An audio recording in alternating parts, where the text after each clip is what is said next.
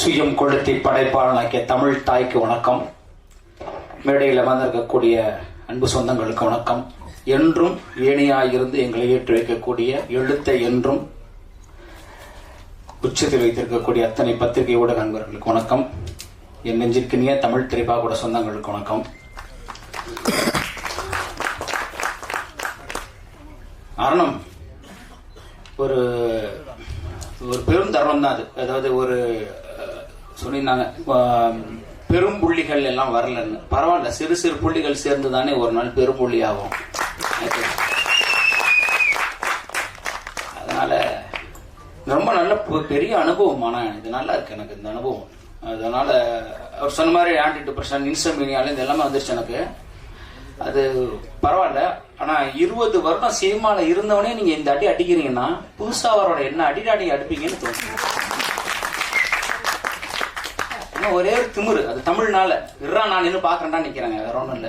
வேற ஆளா தான் நிப்பாங்கன்னு தெரியல. நான் இருக்கிற இடத்துல அப்பேற்பட்ட ஒரு விளையாட்டு விளையாடுறாங்க சீரியஸா. என்ன மாதிரியான அரசியலா இருக்கு. ஒரு கலைக்குள்ளேயே கலையை கொள்கிறவர்கள் இருக்கிறது அது சினிமாவா தான் போல இருக்கு.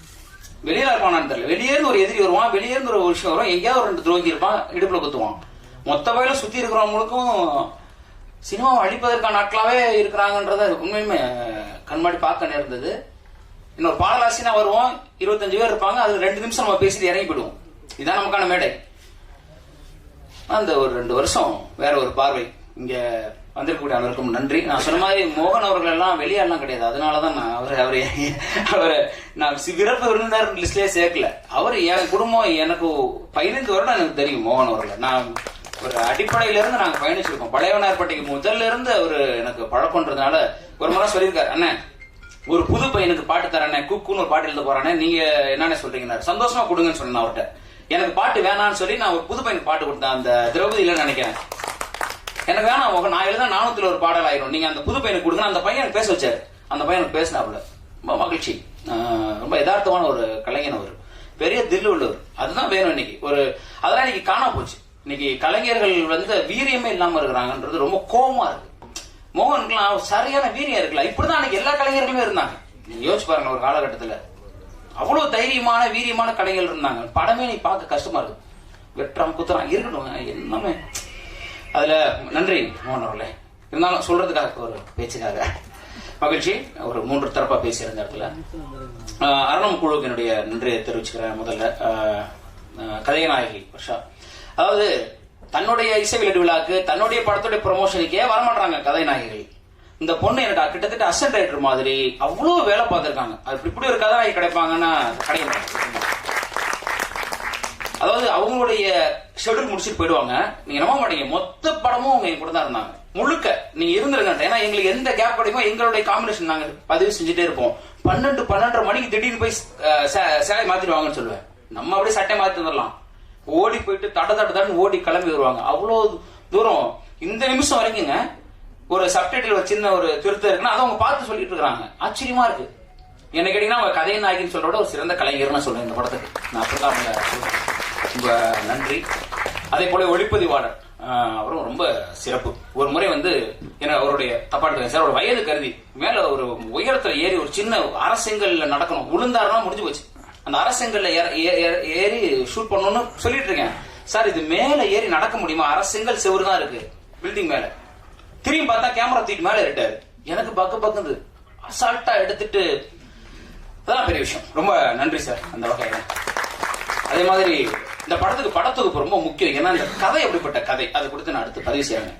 ஒரு எழுத்த நம்பியே வந்த ஒரு படம் இது. அந்த வகையில பிகே அவர்கள் அலுவலகத்தில் கூட்டு முதல்ல கதை சொன்னேன். அவர் வார்த்தை சொன்னாரு, சார் எனக்கு சம்பளமே நீங்க என்ன வேணா கொடுங்க, நான் படம் பண்றேன்னு சொன்னாப்புல. நீங்க எந்த டெக்னீஷியன் அப்படி சொல்லுவாங்க, சம்பளத்தை கொடுங்க சார். இந்த கதை ரொம்ப வித்தியாசமா ஒரு படத்தொகுப்பாளரா இது எனக்கு பேரை தரும், ஏன்னா விட்டுருங்க இந்த படம் எனக்கு நான் செய்யறேன் அப்படின்னு சொல்லி ஒரு விஷயம் செஞ்சாப்புல. ரொம்ப மகிழ்ச்சி. நன்றி பிகே அவர்களே. அதே போல என்னுடைய இசையமைப்பாளர், இன்னொரு கதைநாயகி. எல்லாருக்கும் ஒரு சிக்கல் இருக்கு. உங்கள்கிட்டயும் ஒரு வேண்டுகோள் வச்சுக்கிறேன். தயவு செஞ்சு பாத்துக்குங்க. சுத்தி காய்ச்சலா இருக்கு, எல்லாருமே உடல்நிலை சரியில்லாம இருக்காங்க. அதனால ஒரு அன்போட நான் உங்களை கேட்டுக்கிறேன். நீங்க தண்ணி குடிக்கிறது, எல்லாத்தையும் சாப்பிடுறது எல்லாமே பாத்துக்குங்க. ஓமந்தூரார்ல ஒருத்தர் அட்மிட் ஆயிருக்காப்ல, இசையமைப்பாளர் ஒரு இடத்துல அட்மிட் ஆயிருக்காப்ல, இந்த பொண்ணு மதுரையில் அட்மிட் ஆயிருக்கு. எல்லாருக்குமே உடல் சரியில்லாம போகுது. ஒரே மாதிரியான பிரச்சனை வருதுங்க. அது இந்த மழைக்கு பிறகான சிக்கலான்னு எனக்கு தெரியல. நீங்க எல்லாருமே வெளியே போயிட்டு இருக்கிறவங்க, வெளியே சாப்பிடுறவங்கன்றதால ஒரு அன்பு கோரிக்கையா வைக்கிறேன். தயவு செய்து உங்களுடைய உடல்நிலையை பார்த்துக்குங்க. தண்ணி உணவுல மட்டும் கொஞ்சம் கவனமா இருங்க நான் கேட்டுக்கிறேன். இல்லைன்னா இன்னைக்கு அவங்க எல்லாம் வந்திருப்பாங்க. அவங்க வர முடியாது. இசையமைப்பாளரே இல்ல பாருங்க. அவர் வர முடியாத ஒரு சூழல்ல ஒரு சிக்கல் நேர்ந்தது. அந்த ஒரு சமூக அக்கறையோட உங்களையும் கேட்டுக்கிறேன். நீங்க முழுக்க நீங்க வெளியே பயணிக்கிற ஆட்கள்ன்றதுனால தயவு செஞ்சு கொஞ்சம் பாத்துக்கங்க. அது தெரிஞ்சு திரு அன்புமணி அவர்கள் பதிவு செஞ்சாரு. இந்த மழை ஒரு டிசாஸ்டர், இதுக்கப்புறம் ஒரு 10 நாள் கழிச்சு ஒரு டிசாஸ்டர் வரும்னு சொல்லி கூட சொன்னார். அப்படிதான் நடந்துட்டு அவர் சொன்ன மாதிரி ஒரு மருத்துவன்ற முறையில் அவர் சொன்னது சரியா தான் இருக்கு. அதனால கொஞ்சம் நீங்க கவனமா இருக்கும்னு கேட்டுக்கிறேன். அடுத்ததான் என்னுடைய அன்பு பாடலாசிரியர்கள் பாலா அவர்கள், சகனா அவர்கள் வந்திருக்காங்க. ஒரு சிறந்த பாடல் உணர் பாடலை முருகானந்தம் அப்படின்னு ஒருத்தர் எழுதியிருக்காரு. அந்த ஒன்று பாடல் இருக்கு. சகனுடைய பாடல் கதையை சூழல் கருதி வெளியிட முடியல. எனக்கெல்லாம் அந்த வழி இருந்திருக்கு. கழகத்திலாம் வெளியிட்டு போய் உட்கார்ந்துருக்கிற என் பாட்டே வரல. என்னது உதயநிதி ஸ்டாலின் படம் கழகத்தில்ன்றாங்க, பாட்டே வரலையே. ஒரு பாடலாசிரியருக்கும் தன் பாடல் வரணும்னு இருக்கும். எனக்கு இந்த பாடலை போட்டா கதை தெரிஞ்சிருந்தாலும் போடலாமா, தவறா எடுத்துக்காதீங்க. அது ஒரு சூழ்நிலை போச்சு. சினமும் அப்படிதான் ஆச்சு. சினம் படத்துக்கு போனா நம்ம பாடல் வரல. சோ மகிழ்ச்சி, வாழ்த்துக்கள் அவங்க 2 பேருக்கும். ஒரு மேடையில் அவங்களை அமர்த்தி என் கூட உட்காந்து வகுப்புல படிச்சவங்கள இன்னைக்கு மேடையில் ஏற்றி பாடலாசிரியரா பக்கத்தில் பார்க்கும்போது ரொம்ப மகிழ்ச்சியா இருக்கேன். இந்த தருணத்துல இது எல்லாரும் வரணும்னு ஒரு ஆசை எனக்கு. வாழ்த்துக்கள் 2 பேருக்கும். வேற அருணம் குழு எல்லாரையும் பொதுவாக நான் கேட்டுக்கிறேன். நன்றி. அடுத்ததா என்னோட தயாரிப்பாளர்கள் ஒரு கதை, அந்த கதையை சொல்றோம். இப்படி ஒரு வித்தியாசமான கதை இருக்கு, பண்ணுவோங்க. யார் சார் பண்ணுவா? நீங்களாம் நினைச்சா நம்மளாம் சேர்ந்து பண்ணலாம். என்ன சொல்றீங்க? அப்படிங்கும்போது ஒரே ஒத்த மனுஷன், ஒரு பேப்பர் இருக்கு, ஒரு பேனா இருக்கு. இதை வச்சுட்டு ஒரு மனுஷன் சொல்றதுக்கு ஒரு 1.5 கோடி ரூபாய் ரெடி பண்ணி படம் பண்றதுக்கு வரணும்ன்றது எவ்வளவு பெரிய விஷயங்க. அதை என்னை நம்பி வந்த என்னுடைய தயாரிப்பாளர்களுக்கு என்னுடைய நன்றியை நான் தெரிவிச்சுக்கிறேன். ஏன்னா அவங்களுக்கு சினிமாவே தெரியாது, என்ன தெரியும், தமிழ்ல தெரியும், அவ்வளவுதான். அந்த கதையை நம்பி வந்தாங்க. அந்த வகையில ரொம்ப மகிழ்ச்சி. அதுல நான் ஒரு விஷயம் ரொம்ப உறுதியா இருந்தேன். அதாவது பாடலாசிரியர் பிரியன்ற ஒருத்தன் திருச்சிராப்பள்ளியில இருந்து 2003 சென்னைக்கு வர்றான். அவன் பயணிக்கிறான், போராடுறான், 10 வருஷம் படாத பாடுபடுறான். சாப்பாடுகள் இல்ல, வண்டியை பெட்ரோல் இல்லாம தள்ளுறான். எல்லாம் பண்ணிட்டு தனக்கான வீடு வாங்கியாச்சு, கார் வாங்கி, இடம் வாங்கியாச்சு. தமிழ் இந்த திரைப்பாடல் அவனுக்கான இடத்த கொடுத்துச்சு. அப்புறம் என்ன பண்றது? 10 வருஷத்திலேயே ஒரு இடத்த கொடுத்துருச்சு. வெற்றி பாடல்களோட நெறிஞ்சு நிக்கிறோம். நிச்சயமா தோணுச்சு, ஒரு பாடலாசிரியர் நம்ம சொல்லிக் கொடுக்கல, ஒரு பாடலாசிரியர் வழிகாட்டல, ஏன் நம்மளும் இப்படி இருக்கணும்ன்றதுனாலதான் 2013 தமிழ் திரைப்பாகுடம் அப்படின்ற ஒரு விஷயத்தை நான் கொண்டு வந்தேன். ஏன்னா நான் கேட்டிருக்கேன் மூத்த பாடலாசிரியர்கிட்ட, ஏன் அங்க பண்றீங்கன்னு மூஞ்சி நேரம் சொன்னாங்க. நீங்க பாட்டு எழுதுங்க, நான் எழுதுறேன், நீங்க எதுக்கு முன்னால கொண்டு வரீங்க, நீங்க எப்படி இருக்கீங்க, நீங்க சும்மா இருங்க, பண்ணாதீங்க பண்ணாதீங்க பண்ணாதீங்கன்னு அதை தவிர்த்துட்டா இருந்தாங்க. பெரிய பாடலாசிரியர் நம்ம தலைமுறை கடந்த மூத்த கவிஞர் வாலியவர்கள் மட்டும்தான், யாருமே செய்யாத விஷயம் செய்ய அப்படின்னாரு. எனக்கு கண்ணதாசருக்குலாம் பாடலாசிரியர் பேர் வரும், ஆனா உனக்கு தான் பாடலாசிரியர் உருவாக்கிய பாடலாசிரியர் பேர் வரும். அந்த ஒரு மகிழ்ச்சி. அப்ப 13 இருந்து 23 வரைக்கும் என் 10 வருஷம் நான் அப்படிதான் வாழ்றேங்க. என்னுடைய பாடல்கள் குறைஞ்சு போச்சு. நீங்க பாத்தீங்கன்னா தெரியும், 2003 2013 வரைக்கும் தட்டி தூக்கி இருப்பேன், அவ்வளவு பாடல்கள். அப்புறம் 13 இருந்து 23 வரைக்கும் பாத்தீங்கன்னா எழுதித்தான் இருக்கேன். இப்ப வரைக்கும் எழுதித்தான் இருக்கேன். இருந்தாலும் பாத்தீங்கன்னா கொஞ்சம் கம்மியா இருக்கும். ஏன்னா நான் சம்பாரிச்சு இன்னொரு கார் வாங்கலாம், இன்னொரு வீடு வாங்கலாம். அதனால என்ன பண்ண போறோம்? போகும்போது ஒண்ணும் கிடையாது. ஒரு 10 பேருக்கு அறிவை கொடுத்து செல்வது, அறிவு தானம் தான் இவங்களுக்கு மிக சிறந்தது. சாப்பாடு போட்டு அடுத்த பசிக்கும், ஆனா அறிவை கொடுத்துட்டானா அவன் காலத்துக்கு நிலைச்சு நிற்பான். அப்புறம் நான் படிச்சேன் தமிழ் தமிழ் தமிழ்னு மேடை பேசிக்கிட்டு வளர்த்துக்கிட்டு கட்சி வளர்த்துக்கிட்டு இருக்கிறதுக்கு அதுக்கு நான் சொல்லிக் கொடுக்கறதா உண்மை. தமிழுக்கு நான் திருப்பி என்ன செய்யறேன்னு ஒண்ணு இருக்குல்ல. என் மொழிக்கு, என் மொழி எனக்கு உணவிட்டு இருக்கிறது, என் மொழி எனக்கு கலை கற்பித்திருக்கிறது, என் மொழி என்னை வாழ்வித்திருக்கிறது. அந்த மொழிக்கு நான் என்ன செஞ்சேன்றதான் அப்பதான் நான் கலைஞன்னு சொல்லிக்கிறது எனக்கு தகுதி. அந்த வகையில ஒரு 200-250 பேருக்கு எந்த பாரபட்சமும் மற்ற ஒருத்தர் சொன்னார், உங்களுக்கு எதிரிகளை நீங்களே உருவாக்கி கொண்டிருக்கிறார். நான் ரொம்ப மகிழ்ச்சி. போர்க்களத்தில் நிற்பதற்கான தைரியமும் துணிச்சலும் எனக்கு இருக்கிறது. என் எதிரில் நிற்பவன் ஜெயிச்சா நான் தான் ஜெயிச்சேன், தோத்தா நான் தானே ஜெயிச்சேன், என் பிள்ளை தானே அதெல்லாம். அந்த மாதிரி அதில் ரொம்ப மகிழ்ச்சி. அதன் வழியாகத்தான் இன்னைக்கு அரணம் வந்தது. கதையை நம்பி வந்தாங்க, அவ்வளவுதான் நான் சொல்லுவேன். கதையை நம்பி வந்த தயாரிப்பாளர்கள் பிரச்சனைகள் இருக்கதான் செய்தது. ஒரு இயக்குனரா படம் எடுக்கும் பொழுது ஒரு விஷயத்தை பார்க்கும்போது மாத்தணும்னு தோணுச்சு. அப்பதான் மோகன் அவர்கள்லாம் வந்தாங்க. மோகன் என்ன விஷயங்கள், அவர் சில விஷயங்கள் சொன்னாங்க. அப்புறம் அப்படி இப்படி இப்படின்னு மாத்தி பிரச்சனை, அதாவது சினிமா பிரச்சனை தான், அது இல்லைன்னு சொல்ல மாட்டேன். வருத்தம் என்னன்னா, இப்படி பிரச்சனையாவே ஒருத்தன் வாழ முடியுமா சினிமால? வெளியே இருந்து பிரச்சனை வந்தா சமாளிக்கலாம். இப்ப சேகுவேராவுக்கும் பெடல் காஸ்ட்ரோவுக்கும் அமெரிக்க ஏகாதிபத்தியத்துல இருந்தா பிரச்சனை வந்தது. சேகுவேராவும் பெடல் காஸ்ட்ரோவும் பிரச்சனை இருந்தா என்ன பண்றது? இங்க அப்படிதான் இருக்கு இல்லையா? அமெரிக்க ஏகாதிபத்தியம் இருந்துச்சு, தைரியமா எதிர்த்தாங்க. ஒரு காரணம் இருந்து வெளியே ஒருத்தன் உள்ள வந்தான். உள்ள திரும்பினாலே பாடலாசிரியர் தானே நீங்க நடிக்கிறீங்களா? அங்க ஆரம்பிக்குது வன்மம். நீங்க ஏன் டைரக்டர் ஆறீங்க? நான் என்ன வேணும் எனக்கு தோணுகிறது, எனக்கு ஒரு விஷயம் இருக்கு, என் சுதந்திரத்தை பறிப்பதற்கு உனக்கு என்ன பிரச்சனைன்ற அளவுக்கு நீ பண்ணக்கூடாது. சீரியஸா என்ன பண்ணக்கூடாது. அப்ப எனக்கு 2 மடங்கு போறது. தமிழ் படிச்சதுக்கு அப்புறம் அந்த தன்மானமும் சுயமும் பாரதியை படித்தது இல்லைன்னா அப்புறம் என்ன அர்த்தம் இருக்கு? அப்பதான் 2 மடங்கு கோவம் நான் பாத்துக்கிறேன். அந்த உச்சம் அந்த கோவத்துலதான், இந்த கோவம் தான் ஆரம்பம். என்ன கேட்டீங்கன்னா இந்த சினிமா மீது ஒரு கோவம்னே நான் சொல்றேன். இந்த இடத்துல அவ்வளவு சிக்கல்கள் அதை எடுத்து செல்வதற்கு இருந்தது. ஒரு பொறுப்பா ஒரு திரைக்கலைஞனை வந்து எல்லா மேடையிலும் ஏன் கலைஞர்கள் அழுகிறார்கள்னு நம்ம யோசிச்சு பார்க்க வேண்டியிருக்குங்க. ரொம்ப கஷ்டமா இருக்கு. எல்லா மேடையிலும் யார் வந்தாலும் முதல்ல யார் அழுறா பாருங்களேன். நடிகர்கள் அழுறது இல்ல, எல்லா இயக்குனரும் இங்க மைக்க பிடிச்ச உடனே அழுறான். அது விஜயகுமார் ஆகட்டும், இப்ப ஃபைட் கிளப் விஜயகுமார் எடுத்து பாருங்க, முதல்ல மைக்க பிடிச்ச மனோஜ்குமார், யாரா இருந்தாலும் மைக்க பிடிச்சோன்னு அழுறாங்கன்னா ஒரு கலைஞனை அலை வைக்கக்கூடிய இடம் எப்படிங்க நல்லா இருக்கும்? ஒரு கலைஞனுக்கான வாய்ப்பை நம்ம தரணுமா? சினிமா ஒரு கலைஞனை காயப்படுத்தலாமா? சினிமா கார்பரேட் காரர்கள் கையில போயிடுச்சு. ஒரு காலத்துல படைப்பாளிகள் கையில சினிமா இருந்தது. எனக்கு கேட்டு திரும்ப சினிமா பணக்காரர்கள் கையில இருந்து மீண்டும் படைப்பாளிகள் கரங்கள் எனக்கு சினிமா வரணும்.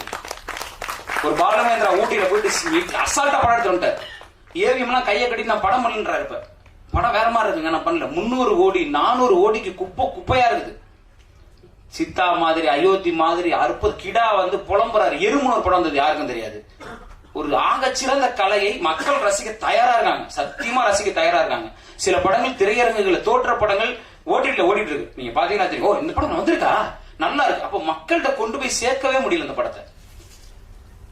ஒரு படம் 1500 தியேட்டர்ல அவங்க தான் வருவாங்க. அத்தனை ஷோவும் நீங்க தான் வருவீங்க. ஓடிட்டு இருக்க படத்தை தூக்கிடுவீங்க. புது படம் வர முடியாது. ஆரணம் தோற்றாலும் அதை எதிர்கொள்ள தயாராக நினைக்கிறேங்க.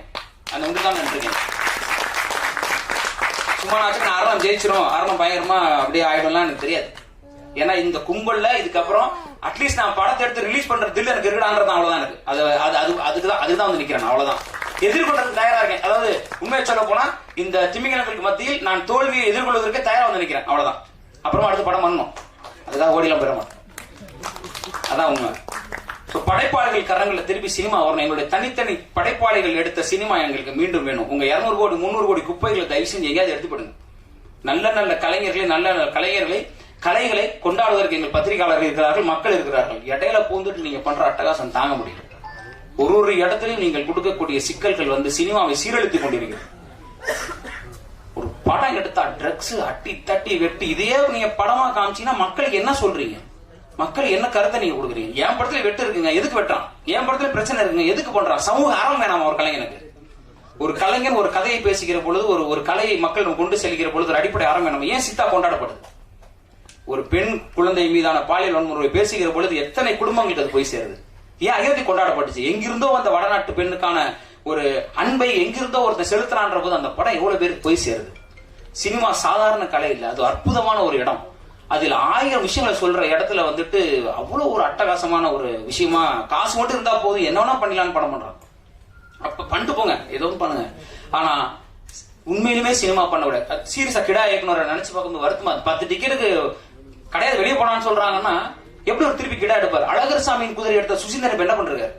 நான் மகானால எடுத்து 100 நாள் வெற்றி பெற்ற அவர் எந்த தைரியத்தில் அழகர் சாமியின் குதிரை எடுத்து வந்து பண்ணாரு? அவரை திருப்பி அடிச்சு விரட்டி அவர் திருப்பி கமர்ஷியல் சினிமாவுக்கு போயிட்டு வரும்.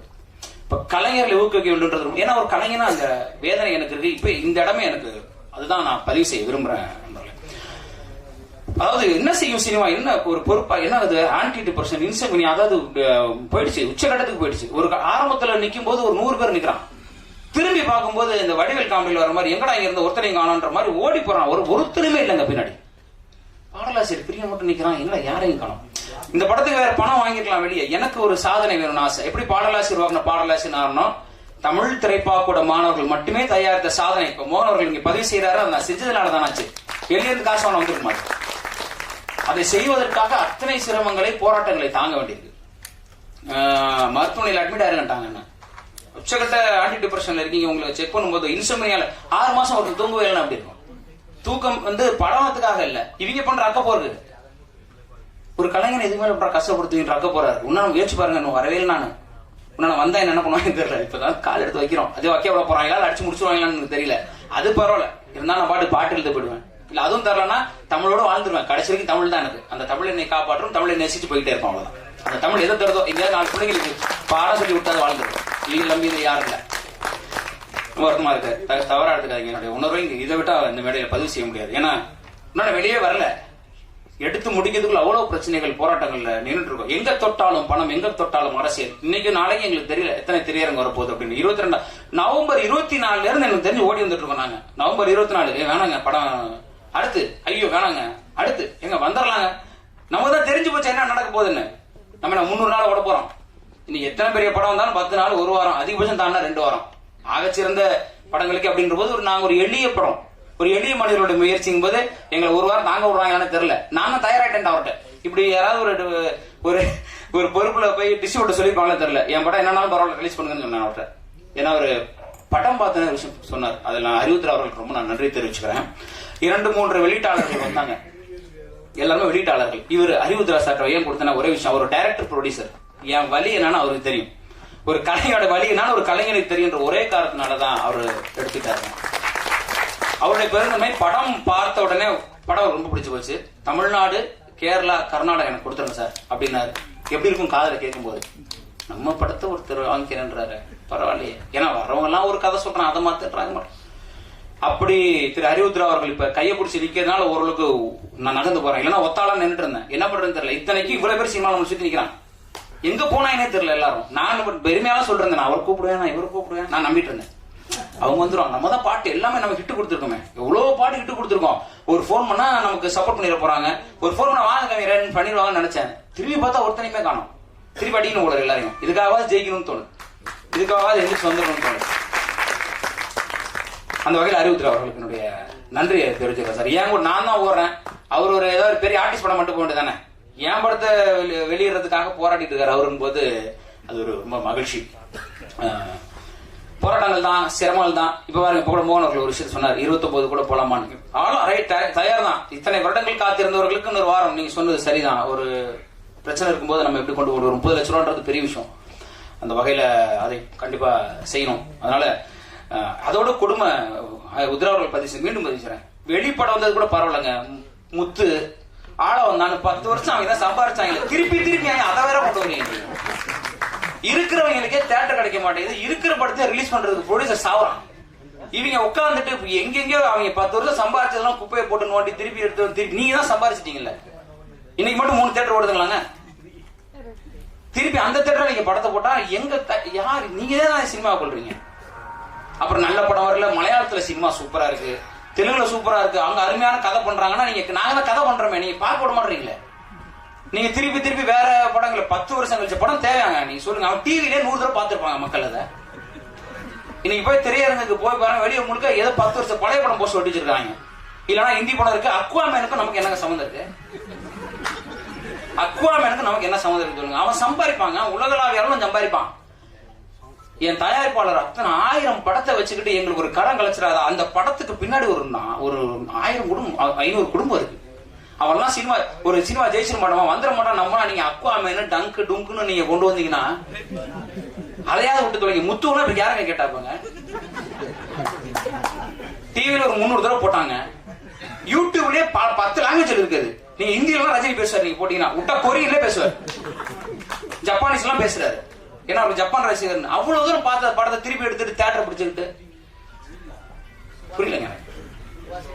ஒரு சினிமா பண்றோம், கொண்டு போறோம், எவ்வளவு ஒரு புதுசா சொல்றோம். நீ நல்லா திட்டுங்க, சட்டை பிடிச்சி திட்டுங்க. பாக்கிலே பேசலையா உன் படம் நல்லா இல்ல, கருத்து என்ன சொல்றேன்னு திட்டுங்க. அப்ப நாங்க வாங்கிக்கிறோம். நாங்க திருப்பி ஒரு நல்ல படம் திருப்பி கொண்டு கொடுக்குறோம். அதுக்கு எங்களுக்கு இடத்த கொடுங்க, வாய்ப்பு கொடுங்க, எங்க படத்தை விற்கிறதுக்கான இடத்த கொடுங்க. சுத்தி நின்றுட்டு ஒண்ணு முத்து ஆள வந்தான்னு டங்கு காமெடி. இதுக்கு பின்னாடி நாங்க 10 பேர் இங்க போராடணும். ஐயா படம் கொடுங்க ஐயா. எந்த தொழிலுங்க முதலாளி கை கட்டுறான், கார்பரேட்காரன் கையை கேட்டுறான் வைக்கிறாங்க. எங்க போனாலும் பணம் போட்ட ப்ரொடியூசர் தான் கை கட்டுறான். எந்த தொழிலாவது நடக்குமா? அது நமக்கு வரவும் மாட்டேங்குது. வேற நம்ம கட்டி பழக்கம் தான் பரவாயில்ல. நம்ம இப்படி நிக்கிற ஆளு பழகிட்டேன் இப்படி நின்று ஒண்ணும் நடக்க மாட்டேங்குது. சரி நடக்கட்டுங்க. ரொம்ப மகிழ்ச்சி ஐயா. என்னுடைய படத்துடைய முதல் பார்வையும் பத்திரிகையாளர்கள் தான் வெளியிட்டீங்க. நான் என்றைக்குமே உயிரா நேசிக்கிற பத்திரிகையாளர்கள். உங்களுக்கு தெரியும், மேடை ஏற்றி உங்கள் கரங்களால் தான் எந்த யாரும் வேணாங்கன்னு சொல்லி உங்களை வச்சுதான் அதை வெளியிட்டேன். அதே வார்த்தை தான் நான் ஹரிசாட்டி சொன்னேன். சார் யாருமே வரலாம்னா என்ன சார், எழுத்தே நம்பி இருக்கக்கூடிய நம்ம நேசிக்கக்கூடிய பத்திரிகையாளர்கள் இருக்காங்க, நான் அவங்களை எப்பவுமே மதிக்கிறேன், அவங்க போது எனக்கு அப்படின்னு தான் நான் சொன்னேன். நீங்க வேற வழி இல்ல. ஏன்னா எங்க போனாலும் ரொம்ப காசு கேட்கறான், எதை தொட்டாலும் காசு கேட்கறான் பெருசு பெருசா. அந்த அளவுக்கு திருமணம் காசு கேட்கறான். பயமா இருக்கு. ஒரு இன்ஸ்டால 2 நிமிஷம் ஆடுற போன 50,000 கேக்குது. ஓ ஹீரோயினுக்கே சம்பளம் கொடுக்க மாட்டான். நீங்க என்ன 2 நிமிஷம் ஆடுறதுக்கு 50,000 கேக்குது. ஒரு பொண்ணு கேரளால ஆடுது 2 lakhs சார் அப்படின்னுச்சு. எதுக்குமா அப்படின்னு 30 seconds சார். எம்மா 30 நொடி நீ ஆடுறதுக்கு 2 லட்சமாம்மா. எங்க கலைஞர்கிட்ட கொடுத்தா 2 வருஷம் விடிய விடிய வேலை பார்ப்பாமா. அதை கொடுத்தீங்கன்னா எங்க திரும்பினாலும் நம்மளால முடியாதுங்க. நம்மளால ஒரு படம் எடுக்க முடிஞ்சதுங்க. தரமான ஒரு படம் எடுத்திருக்கோம். கதை நல்ல கதை இல்லைங்க, இன்னைக்கு நல்ல பாடலே இல்லைங்க. என்ன கேட்டாங்க, சார் நீங்க மஸ்காரா போட்டு மயக்கிறீங்க, மக்காயிலா போட்டு எழுதுறீங்க.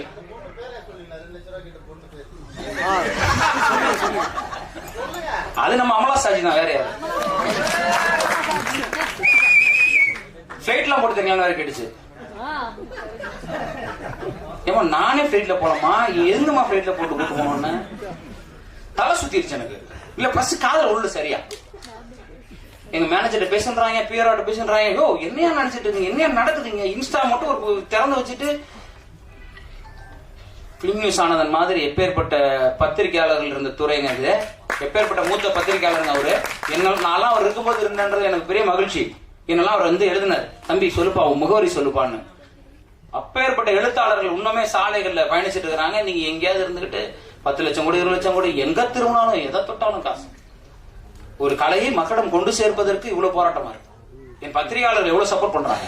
நீங்க யாருன்னே தெரியல உட்காந்துட்டு நாங்க அவங்களுக்கு கொடுப்போம் அப்படின்னு நினைச்சா அவங்களுக்கு எல்லாம் ஆளாளுக்கு ஒரு வீடு வாங்கி கொடுத்துருவோம். உங்களுக்கு எல்லாம் எங்க வாங்க சீரியஸாங்க, ரொம்ப கொடுமையா இருக்கு. அந்த வகையில அரணம் ஒரு எழுத்தை நம்பி உருவாக்கப்பட்ட ஒரு திரைப்படம், ஒரு சிறந்த கதை. அது உரிமையா நான் சொல்ல முடியும். முதல் பாதி இன்டர்வல் இடைவேளை அப்ப நீங்க படம் பார்த்துட்டு போட்டி வைக்கலாம். 1 லட்சம் ரூபா நான் கொடுக்குறேன், செகண்ட் ஹாஃப் என்னன்னு சொல்லிட்டீங்கன்னா அப்படியே சொல்லாங்க. அரணம் படத்தை பார்த்துட்டு முதல் பகுதியை பார்த்துட்டு இடைவேளைக்கு பிறகு வெளியே வந்துட்டு இல்ல இடைவேளை மேடையிலேயே நீங்க இதாங்க நீங்க சொல்லிட்டீங்கன்னா நான் மேடையில 1 லட்சம் ரூபா கொடுத்துடலாம். திரைக்கதை அப்படி இருக்கும். அந்த கதை ஒன்றை நோக்கி ஆரம்பித்து ஒரு உணர்வை பிரதிபலித்து ஒருத்தர் நின்றோம். இந்த படம் முதல் முறை ஒரு பெரிய தயாரிப்பாளர் ஒருத்தர் வந்தார், வெளியீட்டாளர். அவர் ஒரு ஆளு கூட்டுருங்க, அவர் அவன்டா அப்படின்ற மாதிரி ஒரு ஆளு. படம்லாம் பார்த்துட்டு இது ரிஸ்க் எடுக்க மாட்டேன் அப்படின்னாரு. எனக்கு நல்லா இருந்தது. ஃபர்ஸ்ட் ஹாஃப் முதல் பகுதி முழுக்க ஒரு ஸ்கிரீன் பிளே, ஒரு திரைக்கதை. 2வது பகுதி முழுக்க வேறொரு திரைக்கதை. இது வரைக்கும் அப்படி பதிவு செஞ்சது இல்ல. அவர் சொன்னார் இப்படி பண்ணக்கூடாது, நீங்க ஸ்கிரீன் பிளே ஜம்ப் பண்ணிருக்கீங்க. முதல் பகுதி முழுக்க ஒரு திரைக்கதை சொன்னீங்கன்னா அதை நோக்கியே தான் போகணும். நான் ஏன் அதை நோக்கியே போகணும்னு கேட்டேன். எவன் தான் மாத்துறது? அப்ப முதல் பகுதி முழுக்க ஒரு திரைக்கதை, இடைவேளைக்கு பிறகு நீங்க வந்து படம் பார்க்க ஆரம்பிச்சீங்கன்னா வேற ஒரு டைப் ஆஃப் ஸ்கிரீன் பிளே, வேற ஒரு வகையான திரைக்கதை ஓடும். அங்க முதல் பகுதியில் இருந்த ஒரு வசனம், ஒரு கேரக்டர், ஒரு பொருள் கூட உங்களுக்கு 2வது பகுதியில இன்னொரு பதில கொடுக்கும். இந்த வாழ்க்கை இப்படி நேராக பார்க்கும்போது ஒன்றை சொல்கிறது, ஆனா அதுக்கு இன்னொரு முகம் இருக்கும்ல, உண்மையான முகம் இருக்கும்ல. அதை சொல்லும் போது அட அப்படியா, ஓ அதான் இப்படியா அப்படின்னு உங்களை உடைச்சு உங்களுடைய பதில் எல்லாம் கொடுத்துக்கிட்டே முடிச்சு அவுத்துட்டே வரும். அதுவும் ஒரு படத்துக்கு கிளைமாக்ஸ் சொல்லிட்டு படம் பண்றதுக்கு வேணும். நான் கிளைமாக்ஸ் சொல்லிட்டேன், நீங்க படம் ஆரம்பிச்சு போன நேரத்தில் கிளைமாக்ஸ் தெரிஞ்சிடும் உங்களுக்கு. ஆனா அது எப்படி நடந்ததுன்னு ஓப்பன் கிளைமாக்ஸ் வச்சுட்டு ஒரு கதை திரைக்கதை எழுதியிருக்காங்க. ரொம்ப திமிரா இருக்கு பேசும்போது, அதான் உண்மை. இருக்க யதார்த்தத்தை நான் சொல்லி ஆகணும். அப்படிப்பட்ட ஒரு திரைக்கதை. அப்போ ஒரு நல்ல கதையை, நல்ல திரைக்கதையை, ஒரு நல்ல திரைப்படத்தை நீங்க பார்க்கணும்னு நம்பினீங்கன்னா நிச்சயமா ஆரம்பம் உங்களுக்கு கதை வழங்கும். எங்களிடம் பெரிய பொருளாதாரம் கிடையாது, எங்களிடம் பெரிய நடிகர்கள் கிடையாது, எங்களிடம் பெரும் புள்ளிகள் கிடையாது, எங்களிடம் பெரும் தயாரிப்பாளர்கள் கிடையாது. எங்களிடம் பெருந்தமிழ் இருக்கிறது, நல்ல கதை இருக்கிறது, நல்ல திரைக்கதை இருக்கிறது. எழுத்தை நம்புகிறவர்கள், ஒரு நல்ல திரைப்படம் பார்க்க வேண்டும் என்று நம்புகிறவர்கள், முடிவில் ஒரு நல்ல படம் பண்ணாய நல்லா இருந்தது அப்படின்னு நீங்க சொல்லக்கூடிய ஒரு படமா அரணம் இருக்கும். இந்த வாழ்வின் எங்கெல்லாம், அதாவது தூர வானில் பறந்தாலும் பறவை மேகம் ஆகாது, மரக்கிளைதான் அதன் கூடு இறங்காமல் போகாதுன்னு ஒரு கவிதை எழுதுனேன். அந்த மாதிரி இந்த வாழ்வு எதை நோக்கி நீங்கள் எத்தனை கோடி பேரை சுற்றி வந்தாலும் இறுதியில் நீங்கள் அடைவது உங்கள் வீடு என்கிற கூடு. அந்த வீடும் அந்த வீட்டுக்குள்ள இருக்கிற அந்த 4 பேரும் 3 பேரும் எவ்வளவு முக்கியன்றத இந்த அரணம் பேசுது. இந்த சமூகம் எவ்வளவு முக்கியன்றத சாதாரண, அதுக்காக உடனே மெசேஜ் எல்லாம் சொல்றேன்னு நினைச்சிடாதீங்க. கதையோட்டத்தோட போகும். மகிழ்ச்சி. நிறைய பேச நினைக்கிறேன்.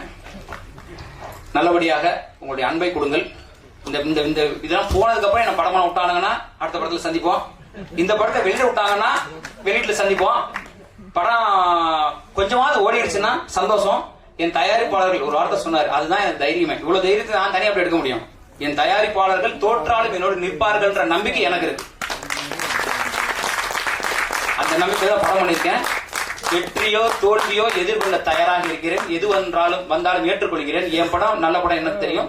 தோத்ததுக்கு காரணம் சினிமாக்காரன் தான் அப்படின்றத இங்கே சொல்லிட்டு, ஜெயிச்சா நாங்க, தோத்தா நீங்க அப்படின்னு ஓப்பனா சொல்லுவேன் அப்படின்றத இந்த மேடையில வச்சு நீங்கள் தயவு செய்து என் தமிழ் சொந்தங்கள், என் எழுத்தாளர்கள், என் எழுத்தை தயவு செய்து மக்களிடம் கொண்டு போய் சேர்த்து இந்த ஒரு எளிய கலைஞனை, ஒரு பாடலாசிரியனை, இன்னும் 250 பாடலாசிரியர்களை மேடை ஏற்ற போகிறவனை, இன்னும் 500 கலைஞர்களை மேடைக்கு கொண்டு வர போகிறவனை ஆசீர்வதிச்சு ஒத்துழைப்பு கொடுங்க தரம் கேட்டுக்கிறேன்.